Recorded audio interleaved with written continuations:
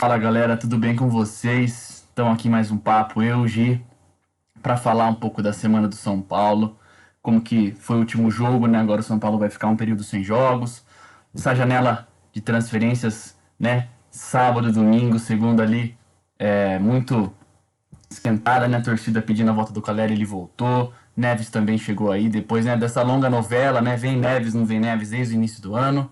E a gente vai bater um papo sobre isso. Antes, queria mostrar para vocês, já mostrei lá no nosso Instagram também, o que a gente recebeu aqui do nosso parceiro Jairo, lá do Troféus dos Sonhos, essa linda taça da Libertadores aqui de 50 centímetros.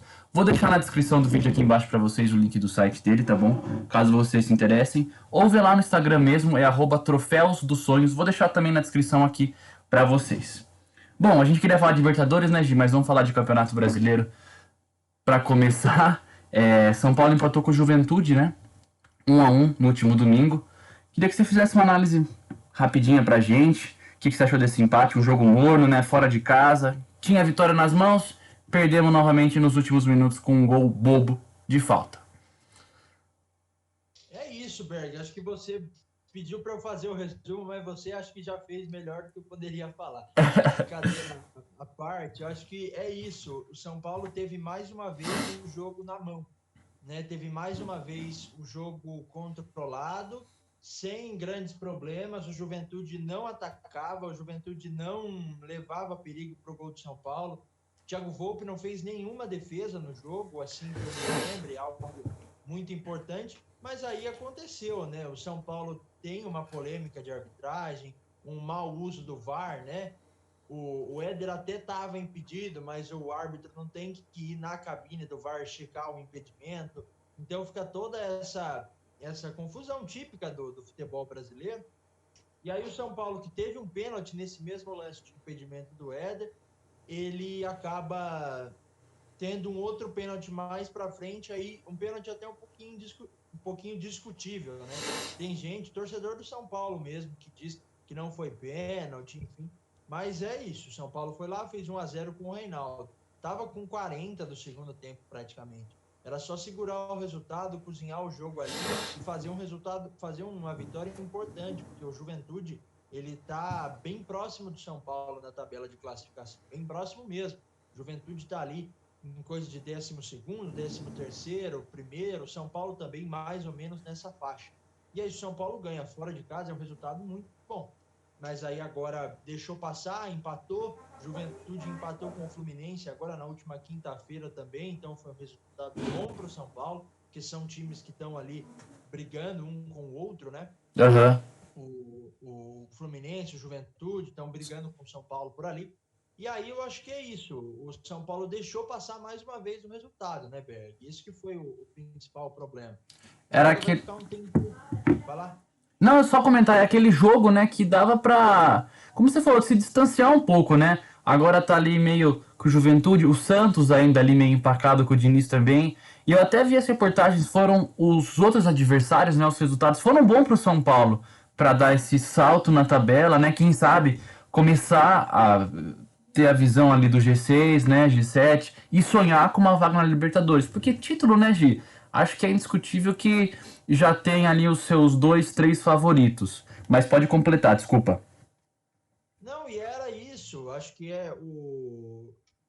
era um jogo importante para o São Paulo nesse momento, né? O São Paulo estava precisando de, de assim, arrancar, né? Sair lá de baixo. Estava um pouco complicado, porque vai lá, ganha bons jogos fora de casa, faz um bom resultado, mas aí a hora que tem para dar essa sequência, o São Paulo dá uma empacada. E acho que esse é o principal problema. E agora um tempo sem jogos, né, Bergão? Teve amistoso, jogo treino com o pessoal da categoria de base, jogadores reservas, né? Sim, sim, teve o jogo treino, né? Na última na última sexta, né? Hoje é sábado. São Paulo empatou por 1-1, né? Jogo ali, como você falou da galera da base, saiu notícia no site, gol do Galeano. E o Diniz ali, o Diniz, olha, tô com o Diniz na cabeça. O Crespo aproveitou para trocar essa ideia com o Alex, né, do Sub-20. Eu tava lendo sobre isso. Que o São Paulo não vai em busca de um zagueiro mais no mercado, né? Canhoto, como o Crespo queria. O Crespo vai olhar para a base, sim, já tá fazendo testes. também com o lateral esquerdo Patrick e o volante Léo. Então acho isso muito importante, né? Olhar para o que a gente tem de melhor, né? Há muitos anos o São Paulo vem utilizando muito bem a base. Acredito que quase metade do elenco hoje é da base, né? Formado na base. E é isso, Gi. Se eu não me engano, também vai ter mais jogos treinos ao decorrer desse período, né? Que o São Paulo vai ficar parado, só volta a jogar, se eu não tiver errado, 12 de setembro, né? Copa do Brasil ou Brasileiro, não me recordo. Domingo que vem, dia 12, contra o Fluminense no Maracanã. Isso, verdade, verdade. E depois na quarta-feira é o jogo de volta, né? Da Copa do Brasil contra o Fortaleza. Isso. Então eu acho muito importante esses jogos aí pro Crespo poder trabalhar principalmente os reforços, né? Mesmo o Caleri não podendo jogar a Copa do Brasil nem o Neves, muitos torcedores ainda têm dúvida nisso. Eles não podem jogar. Ah, o São Paulo passou de fase e foi pra semi. Vai abrir inscrição? Não vai. Nenhum dos dois jogam, mas ao decorrer dessa fase o São Paulo for passando assim, né, para semifinal e final. Então, ver se eles conseguem. Sim? Não, pode concluir, depois eu ia falar sobre esse tempo parado. Não, eu só ia falar que é interessante essa parte também, que vai aproveitar os jovens, né? Já para ver futuramente, estamos já partindo para o final do ano, né?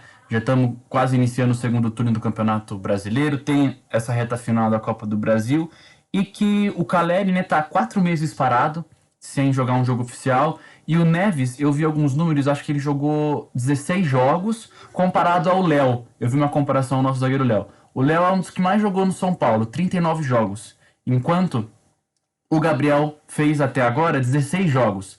Então também tem ali alguma coisa físico que se precisa preparar nele, né? E acho que esse tempo vai ser essencial para o Crespo ajeitar isso. Pode falar. É isso. Acho que o tempo vai ser importante para o São Paulo tentar recuperar um pouco de lesão os jogadores que estão no departamento médico, né? O Marquinhos, que se machucou contra o Palmeiras faz um mês e não voltou ainda. O Orejuela, que é aquele sempre vai e volta eternamente no departamento médico, e o Wellington, né? O Wellington, a gente vai lembrar que ele teve uma lesão também no adutor da coxa esquerda, uma lesão importante, muito parecida com todos os outros, né? Luciano, Rigoni, Éder, Marquinhos, enfim. E aí ele também precisa ser preparado, né? Porque a gente viu que o Wellington fazia bons jogos, né? A gente assistiu o Libertadores contra o Racing mesmo, lá na Argentina, o Wellington fez uma partidaça. É um bom jogador e acho que o São Paulo precisa voltar seus olhos realmente para a base, como você falou. Mas é importante voltar os olhos para a base. A gente tem jogadores da categoria de base no time titular, no time principal, vários deles, né?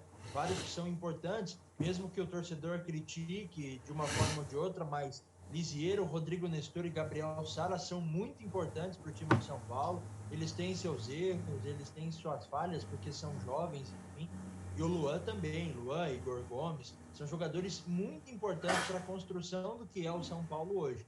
Chega Benítez, chega Rigoni, chega Luciano, todos eles para agregar com essa galera da base, que faz um trabalho muito bom. E aí tem a chegada dos dois, né? Do Caleri e do Gabriel. O Gabriel Neves pediu na entrevista de apresentação para que ele seja chamado de Gabriel. Então vamos aqui respeitar o Gabriel. É isso. E aproveitando já esse gancho, né, do Gabriel e do Caleri, comentar um pouco, né, Gi? A gente tava brincando em off, até comentou no WhatsApp nesse meio de semana, que no vídeo anterior a gente tava comentando, né, se o São Paulo tava ficando para trás nas contratações, né? Vendo o Corinthians trazendo reforços, né? Repatriando o Renato Augusto, Juliano, trazendo o William, né, como uma das maiores contratações de todos os tempos do Corinthians, né? O jogador tava fisicamente bem no time que ele estava, no Arsenal, né, Gi?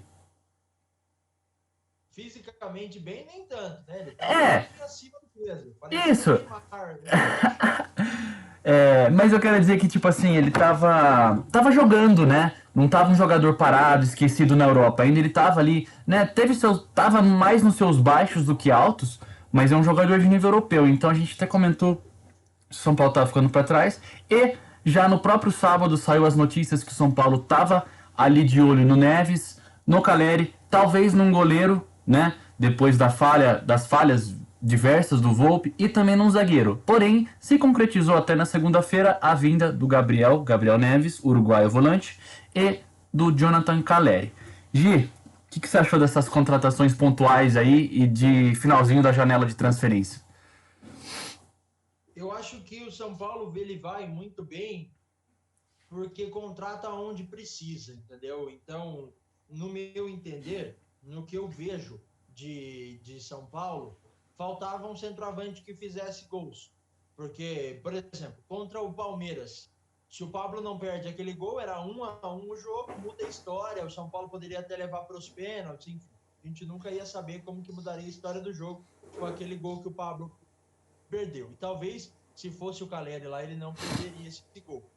Eu acho que o São Paulo precisava, sim, de um jogador que finalizasse, que definisse as jogadas.